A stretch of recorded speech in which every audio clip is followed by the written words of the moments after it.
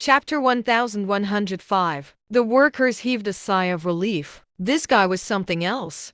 Killing an assistant and a department head right in front of Demi like that. And on top of all that, regardless of whether that had been right of him to do or not, he had gotten away with it. He was definitely not to be messed with. Just half an hour after this had happened, Yannick received a call that made him break out into a cold sweat. A long while later, he snapped out of his stupor and shouted, "Get Sophie Horley in here, right now." Someone at the door called out in response, and Sophie was brought in not long after. Yannick was all smiles as he invited Sophie to sit down, even brewing a cup of tea for her personally. Sophie eyed Yannick warily, who smiled at her. "Miss Horley, you've been promoted to supervisor of telecommunications. Your duty from now on is to make sure everyone else does their job well, and nothing else." "Huh? Why?" Sophie was clearly surprised. Yannick smiled. You must not know yet. Your cousin Mr. Penn's now the head of security at Leaker Corp." Sophie's expression turned dazed. "Oh right. You probably don't know what Leaker Corp is either.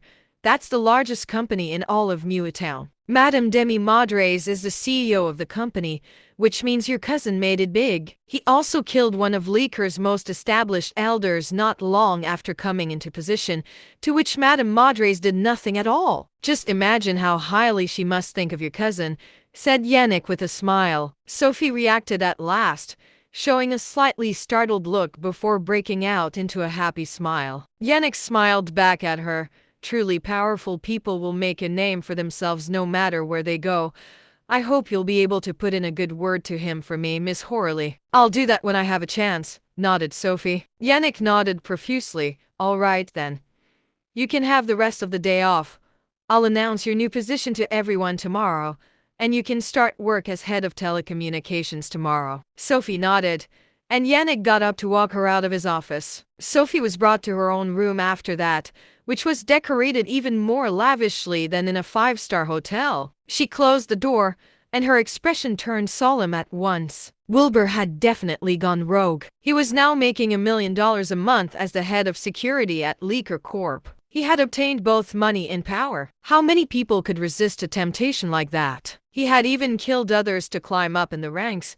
It seemed like this man would stop at nothing to get what he wanted. Dasha had made a great mistake sending him over. Someone like that would only bring trouble to the government. Sophie could not let this happen. She clenched her fists, swearing to herself that she was going to find a chance to confront Wilbur. If he had really gone rogue, she was going to make sure the bastard perished here, even if it meant exposing herself. At the same time, Wilbur had followed Demi to an executive suite in the most luxurious hotel in Muatown. There was a middle-aged man with Western features sitting on the sofa.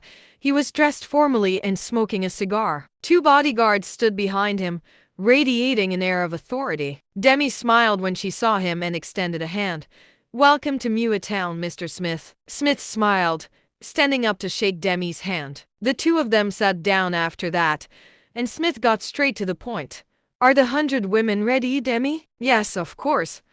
I can hand them over to you anytime," Demi replied with a smile. Smith returned a smile and gave Wilbur a passing glance. "He's a spy from Dasha," Smith shouted all of a sudden. The two bodyguards behind him rushed over at once, surrounding Wilbur from both sides.